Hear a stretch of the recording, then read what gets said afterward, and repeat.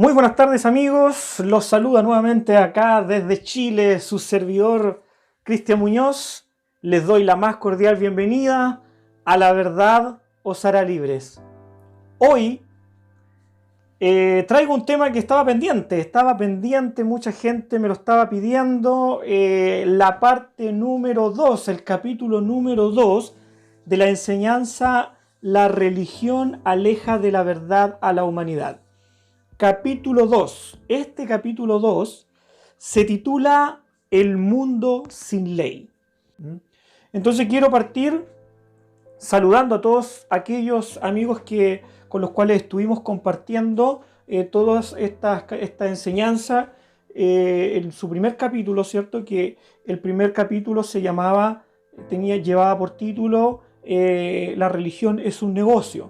Entonces hoy nos vamos a internar en el capítulo número 2 que lleva título Un mundo sin ley. Bien amigos, arrancamos entonces. Cuando sin duda hablamos de justicia, de equidad, seguridad y prosperidad de una nación, inmediatamente y de forma natural nosotros debiéramos pensar en sus legislaciones. Porque claro, estas son las que tienen como propósito constituir una nación que tenga los derechos antes señalados. Porque la justicia, equidad, seguridad son derechos que los propicia la legislación. Entonces, considerando eso, legislar para ir en busca de estos objetivos debiera ser la principal fuente de inspiración de todas aquellas personas que aspiran a transformarse en líderes de una nación. Sin duda que la vocación social y el espíritu cívico lo debe mover a crear innumerables leyes que les permita encontrar el camino de estos derechos, de la igualdad, de la seguridad y la prosperidad. Así, de esta forma, a lo largo de la historia se han desarrollado y han existido diversos estilos de gobiernos alrededor del mundo, donde cada uno ha impuesto su propia iniciativa legislativa con la que, según sus creencias, podrían lograr de una forma más eficiente este bien social tan anhelado, y así se han desarrollado los modelos de constituciones legislativas que por miles de años los pueblos y países del mundo han adoptado. Nosotros debemos reflexionar en la legislación, en nuestra constitución legislativa, porque resulta muy trágico cuando podemos ver que estos objetivos, la seguridad, la justicia y la prosperidad, parecieran más bien ser partes de un cuento de hadas en vez de características reales que una nación debiera tener. En nuestra realidad, el solo hecho de imaginarnos que el país del cual somos parte se encuentre libre de la delincuencia, abunde la justicia y su gente sea próspera, resulta ser un verdadero sueño y algo imposible de alcanzar. ¿Por qué? ¿Por qué será eso? Ante este escenario, hermanos amados, ustedes que me oyen, es inevitable que partamos haciéndonos estas preguntas que nos invite a reflexionar en todo esto. Por ejemplo, preguntarnos, ¿por qué hoy las diversas legislaciones que existen en los países no logran cumplir con estos objetivos? De todas las respuestas que se pudieran dar a esta pregunta, sin duda que la más común apuntaría a la falta de rigurosidad de las mismas al momento de su aplicación y de su fiscalización, por ejemplo. También a las penalidades, que son carentes de justicia y no promueven seguridad, pero están llenas de beneficios que garantizan derechos a personas que, sin escrúpulos, a sangre fría y sin remordimientos, se los quitan a otros. Aquí es donde nos internamos, hermanos amados, en una reflexión profunda de cómo orientar a una sociedad a cumplir con las normativas y leyes de una nación. Porque sin duda alguna, hermano, es vital para que las normas y leyes logren su objetivo, que las voluntades humanas tiendan a querer cumplir con sus obligaciones cívicas que un país, por supuesto, exige. También es importante mencionar que el hecho de estar o no de acuerdo con las leyes no exime a ningún integrante de una nación a tener que cumplir con ellas, porque no son una sugerencia, no son un llamado a la conciencia de las personas, no.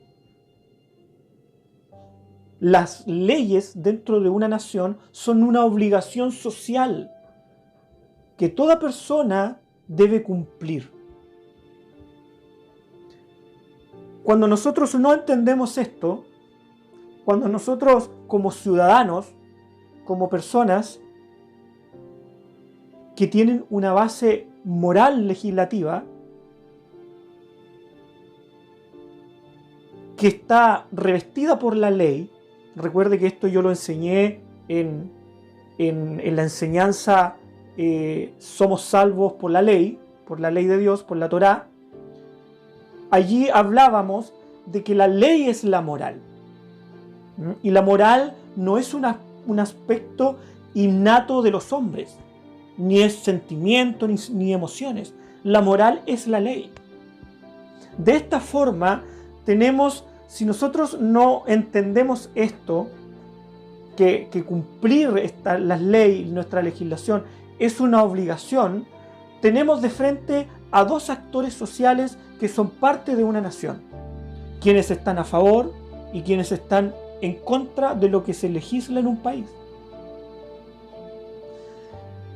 Entonces, toda legislación tiene su fundamento de origen en el creer, así como todas las decisiones en la vida se toman de acuerdo a una creencia que mueve el dinamismo social desde la convicción hacia la acción.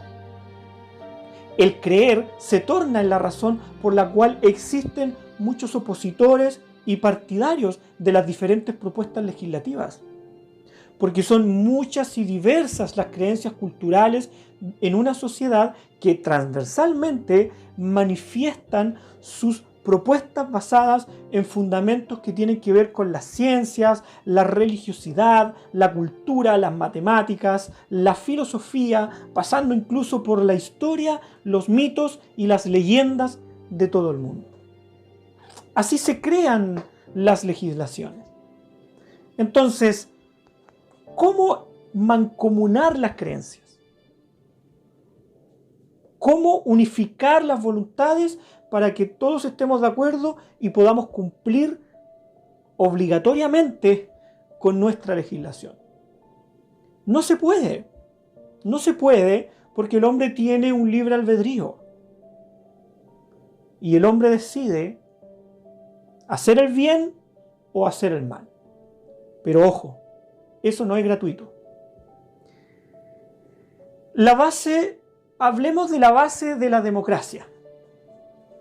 La base de una democracia, hermanos amados, la democracia consiste en acatar lo que la mayoría de las personas acuerdan. Las legislaciones se crean y se ponen en vigencia en una nación cuando la mayoría de los votos son a favor, emitidos por quienes representan a la sociedad. Estos representantes no solo son la voz de la sociedad y que están allí donde se ejerce la lucha espiritual. ¿Se acuerda? Lo vimos en el mensaje también que se titula La ley, la Torá es la salvación del hombre. Porque la ley es espiritual. Entonces estos representantes están allí dando la lucha espiritual, donde nacen las leyes. Entonces ellos no solo son la voz de la sociedad para transmitir lo que creen, sino que también son partidarios de lo que ellos creen en una sociedad que lo ha elegido para tal representación y que, valga la redundancia, son la mayoría de los ciudadanos que han votado por ellos. ¿Se va entendiendo? Por lo tanto, una vez entrada en vigencia la ley, que ellos están ahí en el Congreso o en el Parlamento, como usted le quiera llamar, legislando, ellos se sientan a debatir y analizar. Y una vez que ésta es aplicada o promulgada, es aplicada a todos los ciudadanos por igual. Entonces nos preguntamos, ¿serán acaso los transgresores de la ley aquellos que no están de acuerdo con ella? Porque si nosotros vivimos en democracia, si una persona entiende que lo que es la democracia, aunque una ley sea promulgada y él no está de acuerdo, tiene que acatarla, porque vivimos en democracia. Entonces los que no están de acuerdo, ¿serán estos los transgresores de la ley? Los ladrones, los corruptos, los narcos, los asesinos, los que evaden impuestos, los que causan daño al prójimo y a la propiedad privada, etc. ¿Serán estas personas las que no están de acuerdo con las leyes y deciden transgredirlas? ¿Quiénes son los delincuentes?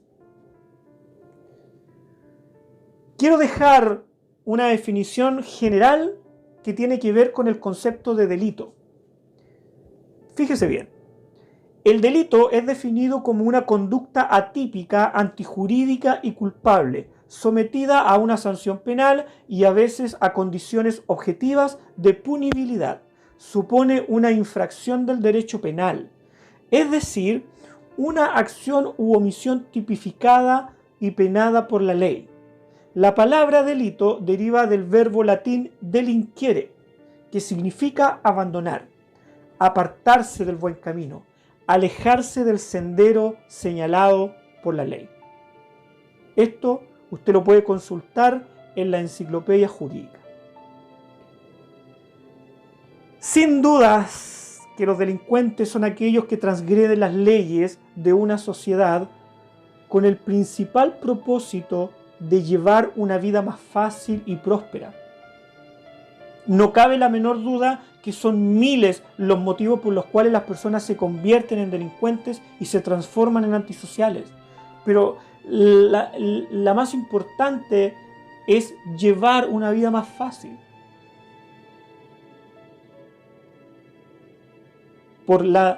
Y motivados por la desigualdad, por la falta de justicia y la falta de prosperidad que hoy existe en nuestra realidad.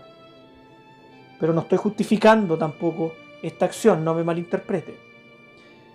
Este concepto que tiene que ver con irse en contra del sistema social legislativo que guía a una nación, el de antisociales.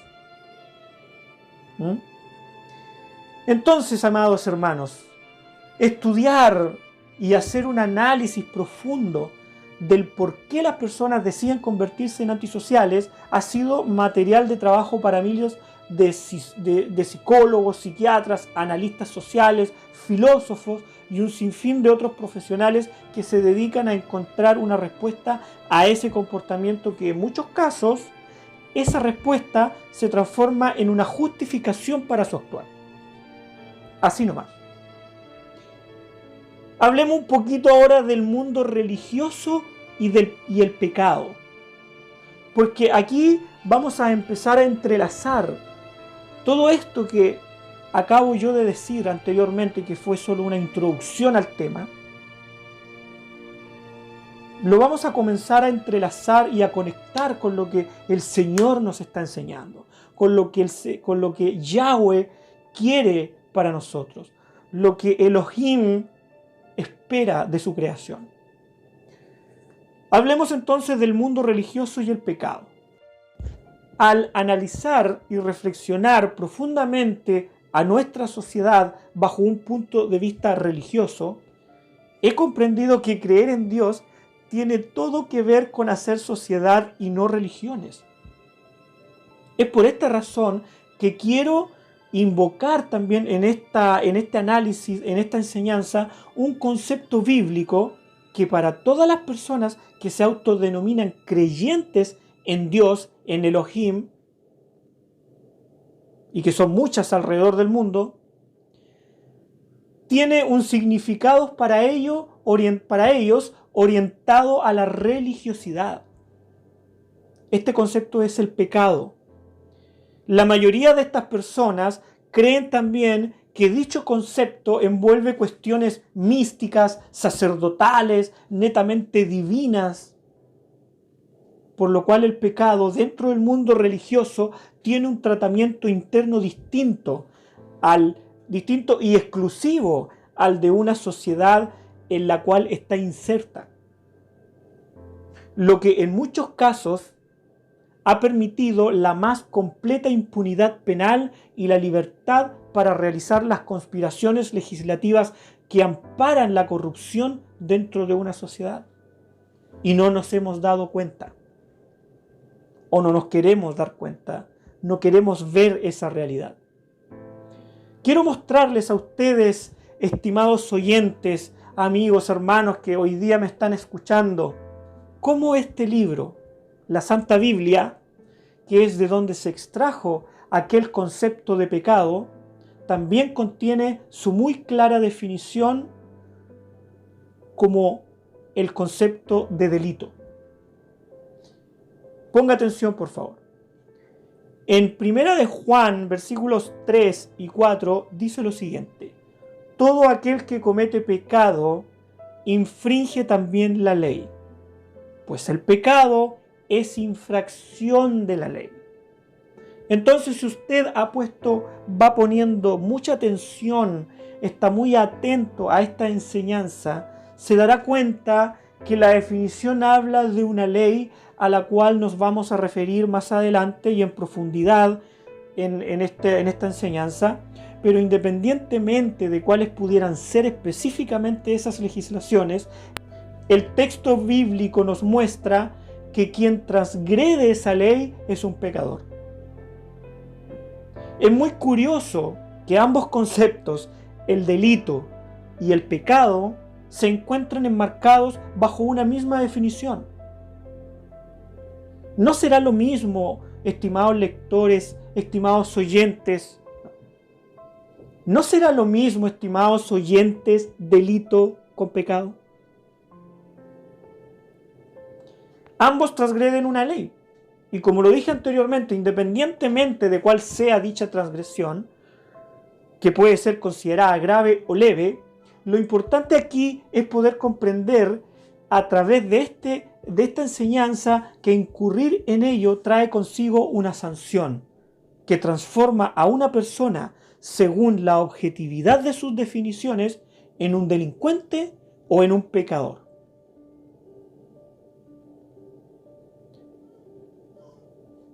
Pero ¿de qué leyes entonces estamos hablando cuando nos referimos a leyes de una sociedad y cuando nos referimos a las leyes de la religiosidad?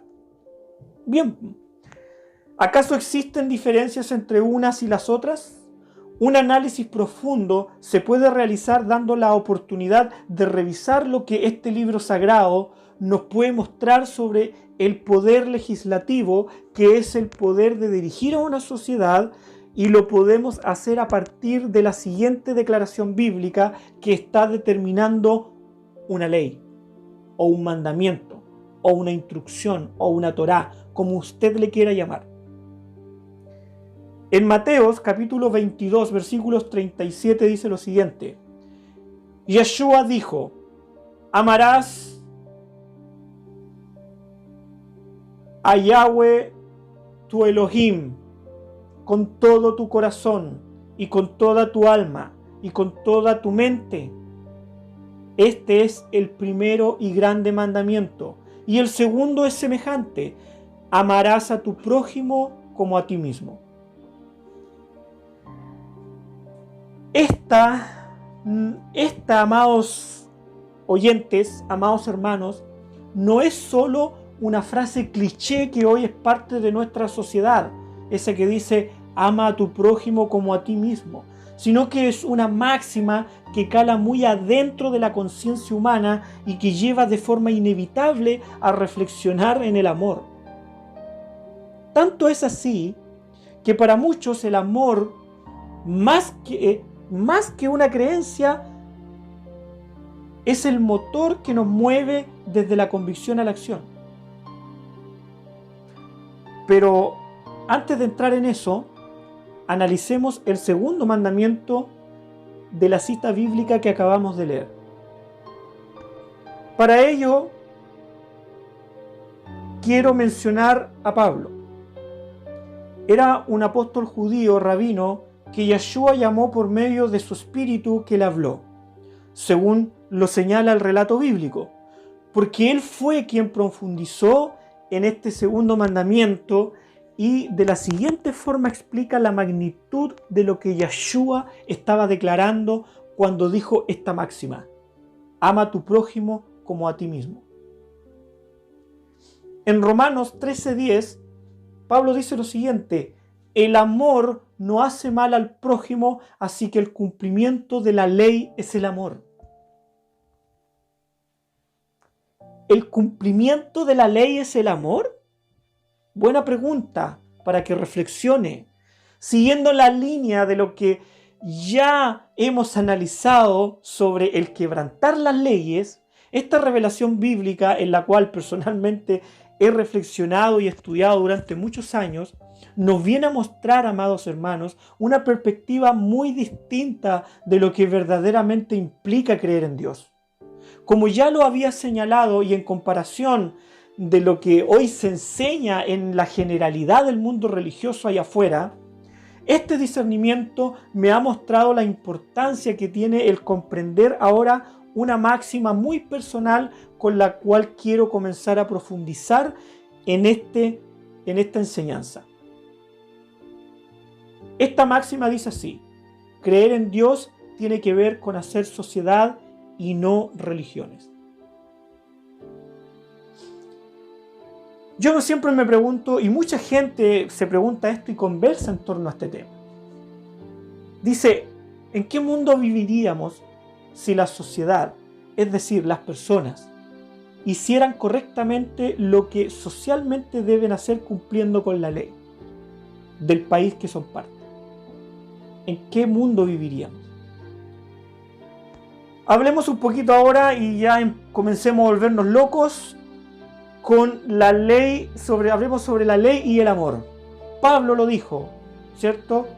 Que el amor no hace mal al prójimo, por lo tanto, el cumplimiento de la ley es el amor. Están estrechamente relacionados. El amor es un concepto universal conocido por el hombre, pero no muy bien definido por este.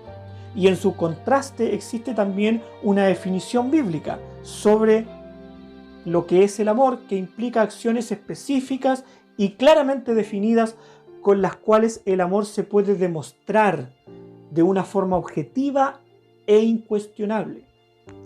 Ahora bien, es muy cierto que cuando se dice que el amor en la vida lo es todo, ya una frase típica, la definición del hombre sobre este concepto siempre tiene que ver con la solidaridad o la caridad.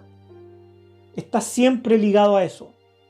Lo que podría encajar en una definición correcta cuando se requiere ir en ayuda de un prójimo. Pero, ojo, siempre que no exija esfuerzos más allá de los establecidos en la ley. De otra forma, una acción de solidaridad o caridad que se enmarca fuera de un contexto legal podría provocar el cuestionamiento de algo sospechoso en la intención de tal generosidad. Más aún, cuando ya es de conocimiento universal la existencia de acciones de gracia y ayuda social por conveniencias y que procuran únicamente un beneficio personal y no necesariamente el de satisfacer la necesidad de un prójimo, que lo que finalmente pone en tela de juicio no solo a quien solidariza, sino que también a quien se beneficia por dicha solidaridad. Entonces, es algo que tiene que estar siempre enmarcado dentro de la ley.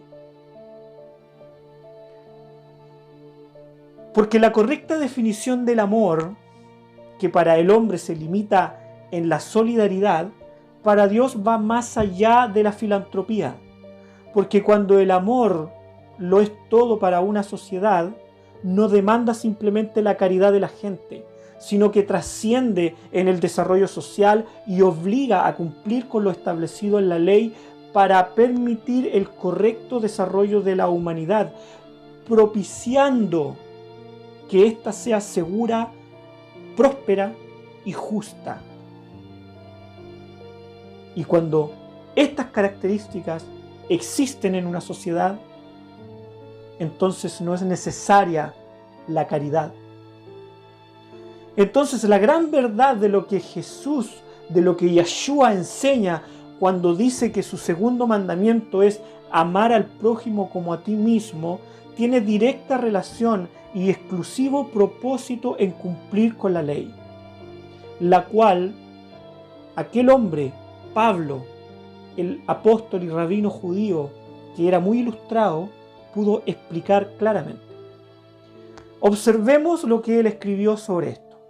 En Romanos capítulo 13, versículos 8 y 9 dice lo siguiente: no debáis nada a nadie, sino amaros unos a otros, porque el que ama al prójimo ha cumplido la ley. Porque no adulterarás, no matarás, no hurtarás, no dirás falso testimonio, no codiciarás. Y cualquier otro mandamiento en esta sentencia se resume: amarás a tu prójimo como a ti mismo. Entonces aquí Pablo entrega con mucha claridad la definición de lo que implica amar al prójimo. Que en una primera instancia él decía de que el amor es cumplir con la ley. Ahora él está haciendo una lista de lo que naturalmente debe contener una acción de amor hacia otra persona. Él dice: no matarás a tu prójimo, no mentirás a tu prójimo, no adulterarás a tu prójimo, no robarás a tu prójimo, no codiciarás a tu prójimo. Y yo le agregaría: honrarás a tus padres. Entonces, para poder ir comprendiendo mucho más profundo lo que Pablo nos está enseñando, hablemos un poquito del amor, la ley y su penalidad. Porque no olvidemos, como lo dije al principio de esta enseñanza, es necesario unificar las voluntades de las personas para que tiendan a cumplir con la ley. Pero eso es imposible. Entonces, por eso que la ley trae consigo una penalidad, trae consigo una sanción por transgredirla. Todo lo anterior nos dice que es muy básico comprender que el amor por nuestro prójimo se expresa cuando cumplimos con la ley y no cuando hacemos caridad por los más necesitados. Esto último, como ya lo vimos, se llama solidaridad o caridad. Hay una frase muy famosa de un padre católico acá en Chile, fundador de un lugar para ayuda humanitaria que se llama el Hogar de Cristo. Él dijo lo siguiente: la caridad comienza donde termina la justicia. Hay que reflexionar mucho en ello. Ahora, si usted, hermano amado que me está escuchando, no está familiarizado con estos conceptos bíblicos, es muy probable que no sabe que las restricciones anteriores son parte de las leyes de Dios. Pero no me cabe ninguna duda que sí sabe que son la base universal de las constituciones legislativas de las naciones, las cuales tienen que ver también con la moralidad de las personas. Estas leyes constitucionales disponen también de penalidades determinadas para quienes las practican. Y no me cabe ninguna duda que usted crea cabalmente que quienes practican estas acciones en la cotidianidad de la vida, es decir, quienes matan, roban, mienten, adulteran y deshonran a sus padres, ellos andan por un mal camino. Andan por el camino del mal, generando caos y desbaratando el buen desarrollo de nuestra sociedad. Lo que puede resultar novedoso para usted, amado oyente, es que así como existen sanciones contenidas en las leyes constitucionales que rigen a la mayoría de las naciones para quienes las practican, también las hay establecidas en la ley constitucional de Dios, de Elohim. Y la diferencia entre sus penalidades le pueden provocar a usted sentimientos muy, pero muy encontrados. Sobre todo si usted, estimado oyente, pertenece a una de las más de 77,000 comunidades religiosas que hoy existen alrededor del mundo.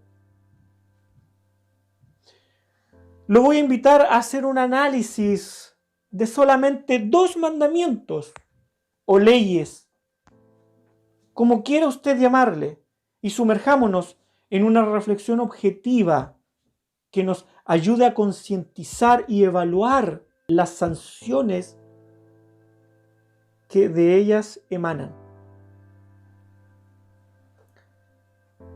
No mentirás a tu prójimo.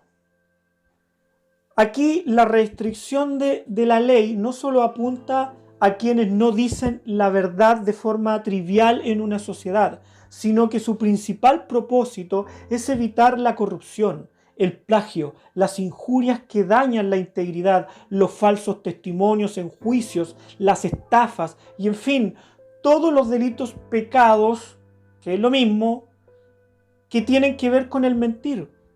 Si reflexionamos en el fundamento más importante que requieren las relaciones humanas, nos encontramos con la confianza, característica principal de una sociedad que motiva a creer en algo, como por ejemplo en las personas y en las leyes. Nosotros sabemos que la palabra nos dice que no debemos poner nuestra confianza en los hombres,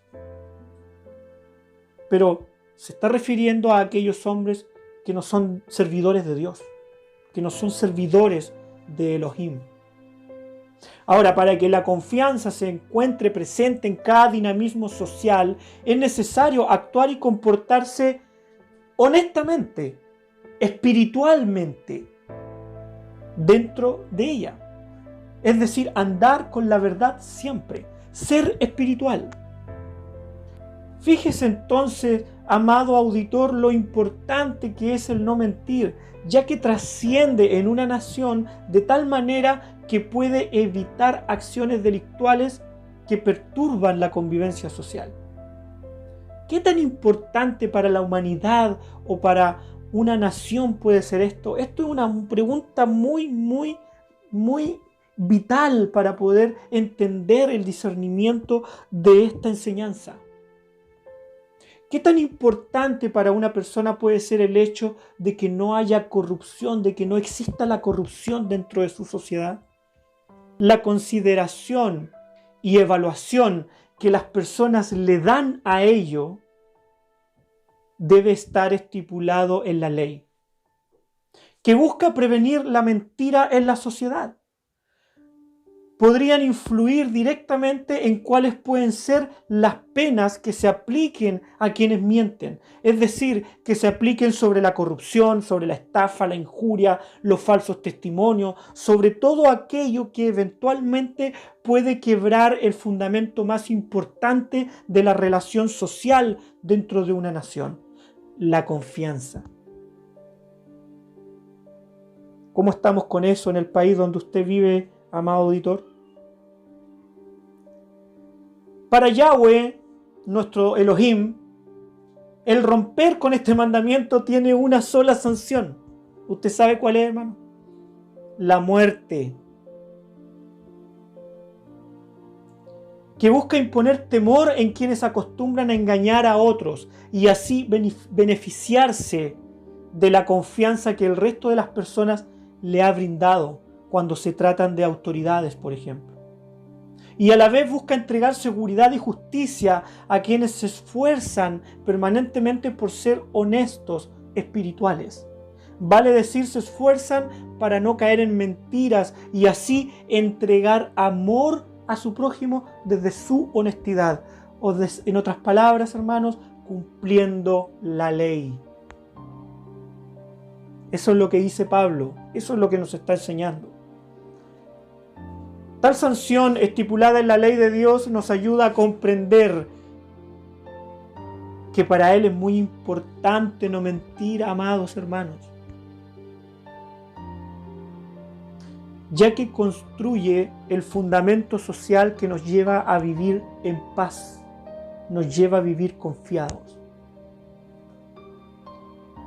Vamos con el otro mandamiento, y este sí puede resultar un poco más controversial. Dice, no matarás a tu prójimo.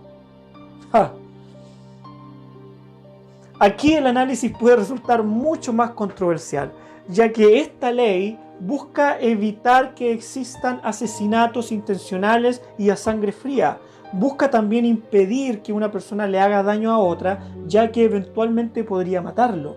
Busca suprimir guerras, ataques terroristas y toda clase de conflictos en que se pueda ver involucrada la vida de un ser humano.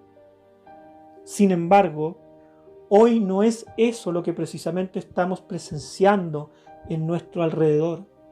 Al contrario, somos víctimas constantes de la inseguridad que provoca la desenfrenada violencia que se vive a diario en nuestra sociedad, donde los homicidios e intentos de homicidio son cada vez más horrendos y perturbadores, lo que demuestra que hay cero temor por las consecuencias de hacerlo.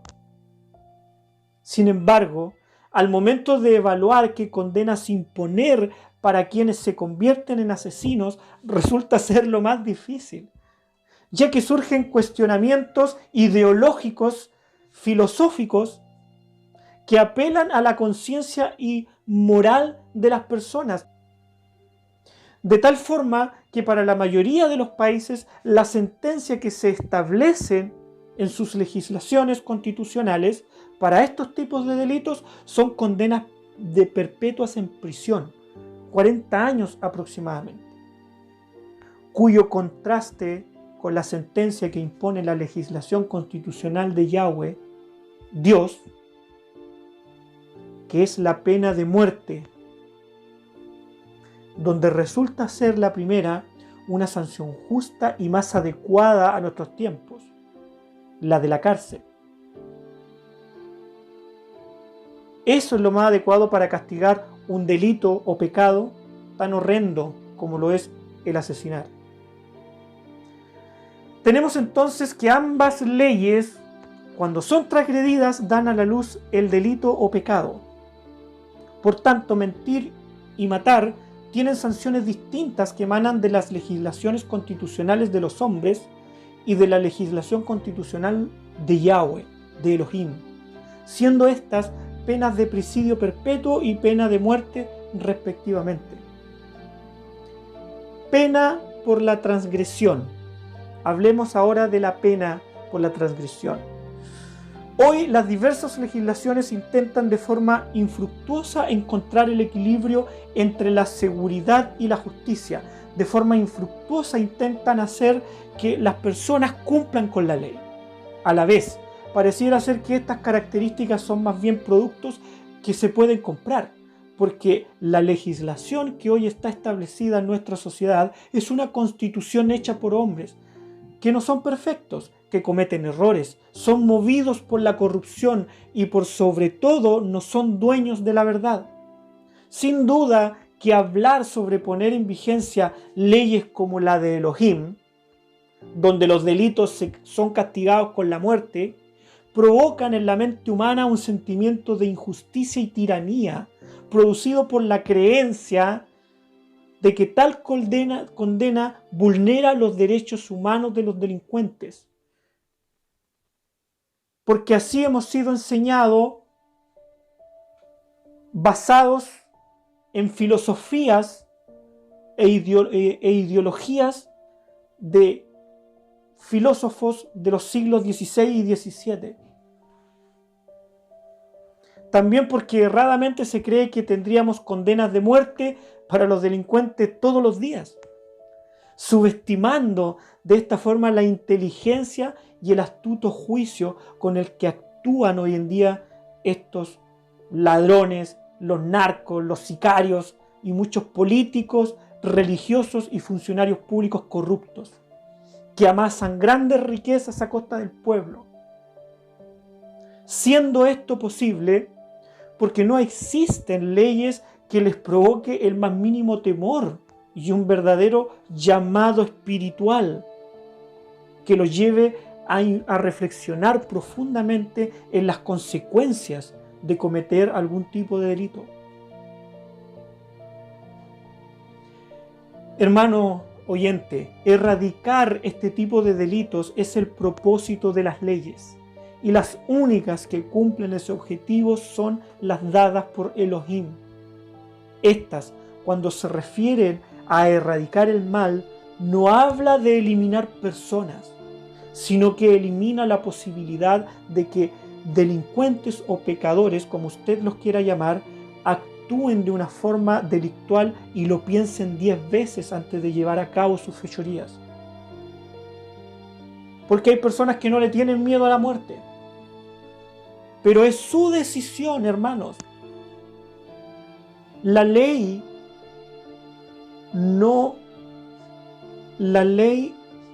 bajo ningún punto de vista influye en el libre albedrío de las personas. Los delincuentes actúan bajo su propia decisión. Por lo tanto, no es injusto cuando razonamos espiritualmente y entendemos que ellos deciden vivir haciendo el bien o simplemente morir haciendo el mal. Elohim y la pena de muerte. Hablemos sobre eso. A la mayoría de las personas que están insertas en una secta religiosa, que son líderes y feligreses, le han enseñado una doctrina religiosa que muestra a un Elohim principalmente misericordioso, un Dios principalmente misericordioso. Él, en un acto de sacrificio, borra todo lo que tú puedas cometer que sea calificado como delito o pecado, y lo perdona.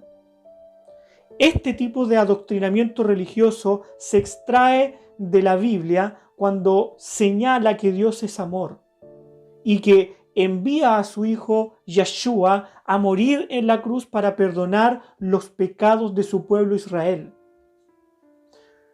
Pero no quiero entrar en la profundidad de esta verdad, sino que darle una pequeña pincelada de esto y destacar el hecho de que esta doctrina religiosa enseña que Dios es amor y que creamos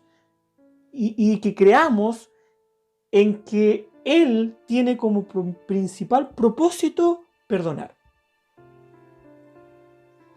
En Deuteronomio 17, capítulo 17, versículo 7 dice lo siguiente: la mano de los testigos caerá primero sobre él para matarlo, y después la mano de todo el pueblo. Así quitarás el mal de en medio de ti. Hay diversos pasajes bíblicos que cuando habla sobre la pena de muerte, termina entregando esta máxima, en la cual yo he reflexionado bastante. Y dice, y que usted la acaba de oír, que dice, así quitarás el mal de en medio de ti. Porque el mal es hoy el dueño del mundo, amparado por las legislaciones y doctrinas religiosas que son carentes de seguridad, justicia y prosperidad para una sociedad. y erradicar este mal es imposible si no se legislan verdaderas leyes que tengan el poder de atemorizarlo, con penalidades que sean enérgicas, ejemplificadoras y con liderazgo, que lleven de forma real la seguridad, la justicia y prosperidad a una sociedad. Para ello es vital, hermano, usted que me está oyendo, es vital comprender que la pena de muerte no es una sanción que se le ocurrió a un hombre sin criterio, sin escrúpulos, y que por supuesto no cree en Dios, porque eso es lo que creemos. No, hermano. Lo que debemos entender o lo que debemos saber discernir es que la pena de muerte es una sentencia establecida por Elohim, establecida por Dios mismo, estipulada de antemano en su ley perfecta, y tiene la autoridad de Dios, de Elohim, que puede acabar con todo el mal que existe hoy en nuestra sociedad.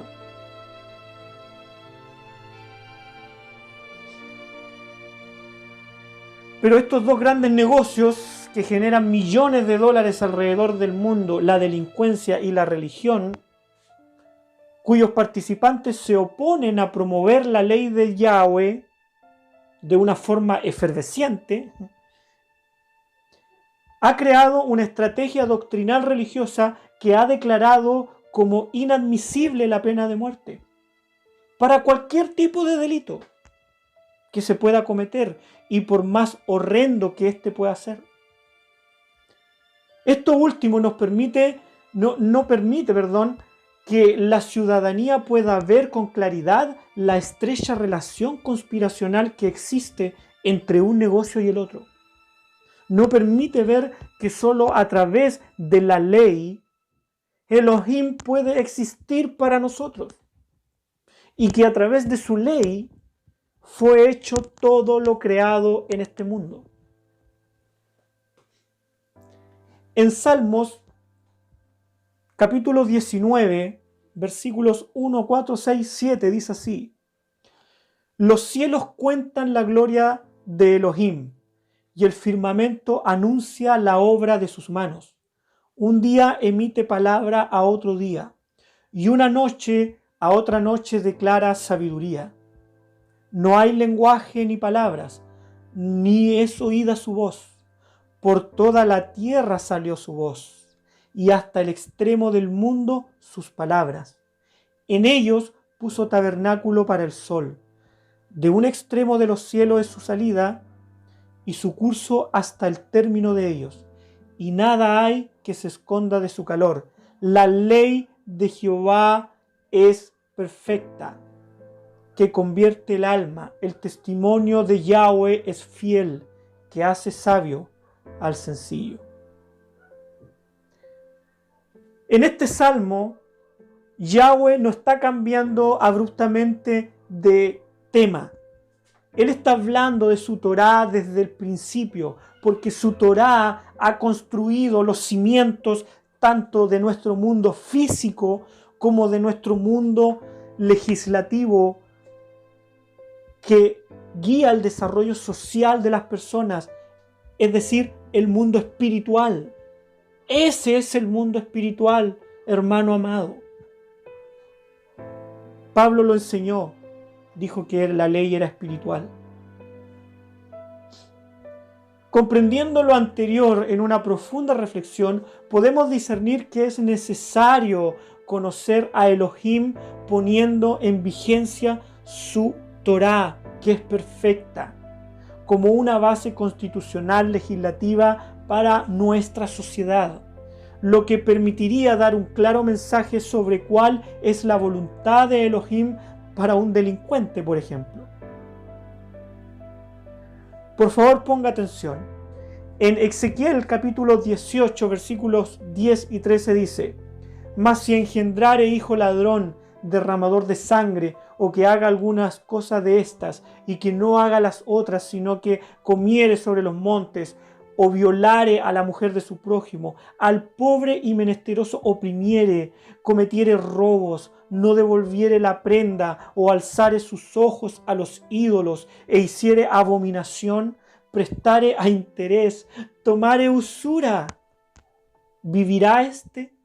No vivirá. Todas estas abominaciones hizo, de cierto morirá, su sangre será sobre él. Parece ser un Elohim que solo tiene un lado amoroso y que todo lo perdona. Prestar a interés, tomar usura, robar, violar, matar y oprimir son algo trivial en este mundo, hermanos. El caos y la violencia está desatada y nadie hace nada por enfrentarlo.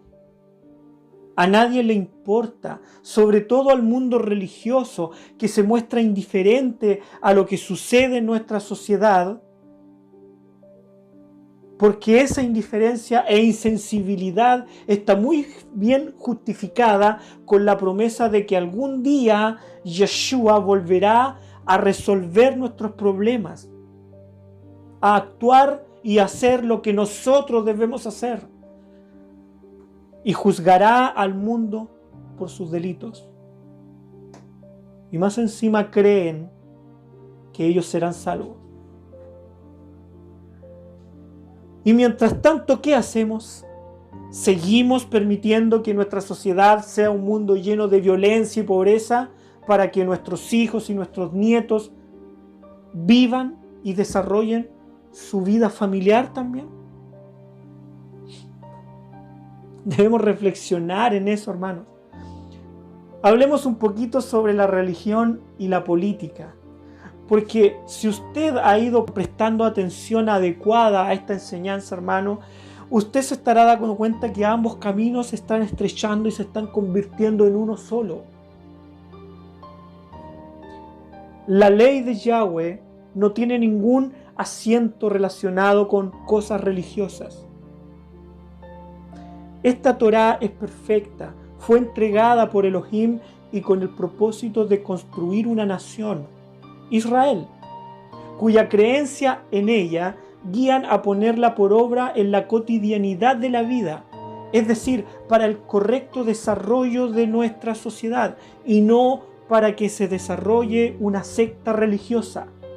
La religión, como unidad de negocio, se ha encargado de esconder esta verdad a sus feligreses, engañándolos con doctrinas falsas que manipulan sus emociones al punto de vulnerar su sensibilidad para que accedan a financiar un sistema de control que utiliza sus voluntades para entregar un aporte obligatorio llamado diezmo.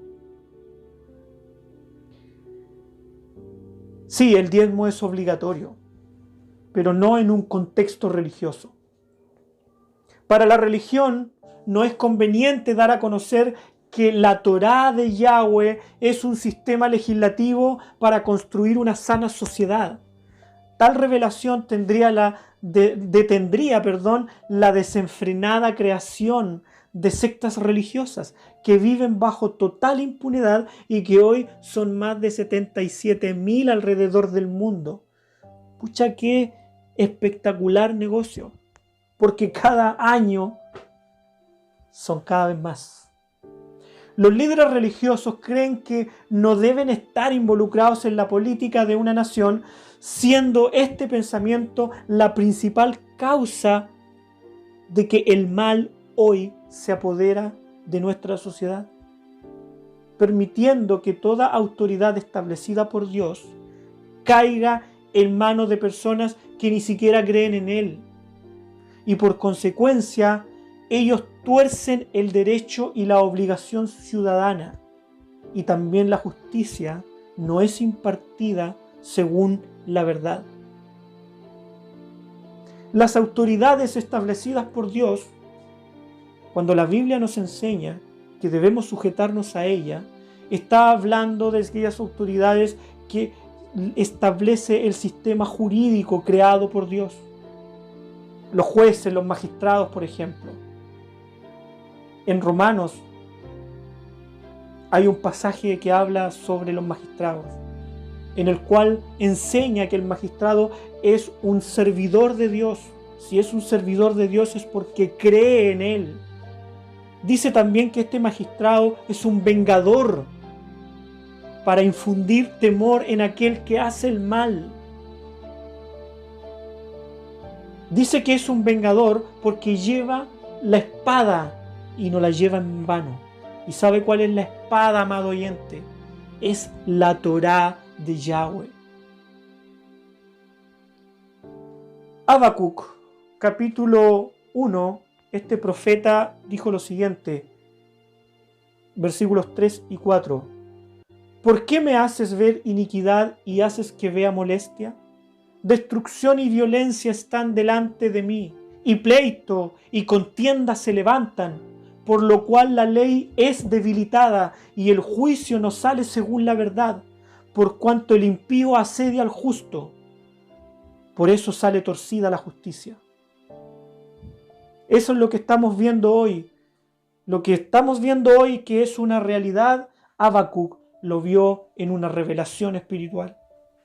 Entonces la promesa de Yahweh sobre su segunda venida tiene como objetivo entregar una esperanza, la esperanza de constituir un rey confiable para una nación segura, justa y próspera, la cual será iniciada en el reino milenial, en cuyo periodo será restaurada no solo la tierra, sino que también su legislación, la cual es perfecta. La misma Torá que nos fue dada a través de Moisés, lo cual es nuestro propósito poner por obra hoy. No importa que no sea israelita, hermano oyente, porque el cuestionamiento surge inmediatamente. Esa ley fue entregada a Israel, sí, pero el propósito de Israel era ser luz para el mundo, luz para las naciones. ¿Usted sabe lo que eso significa?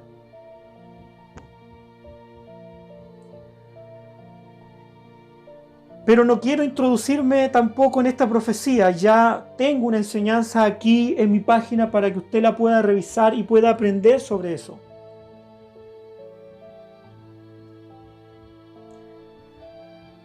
No quiero introducirme en esta profecía que para las personas que no creen en Elohim son solo fantasías. Quiero solo mostrar levemente que esta verdad es la esperanza que aguarda la religión, esa de que vuelve Yahshua. A manos cruzadas esperan ellos, sin tomar el rol que verdaderamente debe tomar dentro de nuestra sociedad para combatir el mal, promoviendo la verdad como una base constitucional legislativa. Ellos, los religiosos, no comprenden que de esta forma no solo seremos bendecidos quienes creen en Yahweh, sino que también aquellos que no lo hacen serán alcanzados con esta bendición porque son parte de nuestra sociedad, lo cual les permitirá conocerlo. Será en Zacarías, capítulo 14, versículo 7, dice lo siguiente: será un día el cual es conocido de Jehová, que no será ni de día ni de noche, pero sucederá que al caer la tarde habrá luz, y Jehová, Yahweh, será rey sobre toda la tierra. En aquel día Yahweh será uno, y uno su nombre. Toda la tierra se volverá como llanura desde Jeba hasta Rimón, al sur de Jerusalén, y ésta será enaltecida, habitada de su lugar desde la puerta de Benjamín hasta el lugar de la puerta primera, hasta la puerta del ángulo, y desde la torre de Ananel hasta los lagares del rey. Y morarán en ella, y no habrá nunca más maldición. Esa maldición que hoy día está derramada sobre la tierra por no poner por obra la Torá, sino que Jerusalén será habitada confiadamente. En Zacarías 14:16 dice: y todos los que sobrevivieren de las naciones que vinieron contra Jerusalén subirán de año a año para adorar al Rey, a Yeshua, a Yahweh de los ejércitos, a celebrar las fiestas de los tabernáculos, que es una ley establecida, que es una fiesta, establecida en su Torá. Esta promesa, manipulada en una doctrina religiosa, orienta al creyente en Yahweh a llevar una vida pasiva ante la sociedad a la cual pertenece, desentendiéndose de todo lo que ocurre hoy en su país, porque la estrategia de la religión es sacar de la sociedad a los ciudadanos para convertirlos en financiadores de una comunidad religiosa piramidal que mueve millones de dólares al año por concepto de diezmos.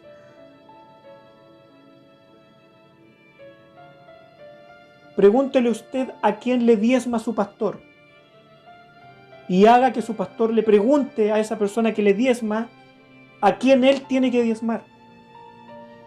No es culpa de su pastor, no es culpa de usted, amado hermano, que esté inserto en doctrinas falsas y satánicas religiosas, porque esto es un sistema creado desde hace más de 2000 años y que ha sido traspasado de generación en generación, el cual está supuesto a traer bendición espiritual a quien cumple sagradamente con su pago y bendición material a quien lo recibe. Estamos hablando del diezmo, creyendo además que esta obligación es para un integrante de dicha comunidad un acto de fe que demuestra de forma real su creencia en Elohim, y que por consecuencia les serán perdonados todos sus pecados o delitos, como usted le quiera llamar, y será salvo en la segunda venida de Yeshua. Somos luz para el mundo. Todo lo descrito anteriormente debería llevarlo a usted, estimado oyente, a una profunda reflexión sobre cuál es nuestro verdadero propósito en esta vida tan corta, cuyo objetivo es de carácter netamente social. Es decir, nuestro rol es entregar a todas las personas que son parte del mundo el conocimiento de la verdad a la luz de la palabra de Elohim, lo que implica ayudar de forma activa en el desarrollo social de nuestra comunidad, de la cual somos parte, para que el poder de Elohim se manifieste a través de su Torá, que es a través de la cual Él existe para nosotros. Ella debe ser promovida, enseñada y promulgada como una base constitucional legislativa. Ese es el propósito y objetivo de mi página, de mi ministerio. La verdad os hará libres. Promover la Torá como una base constitucional legislativa.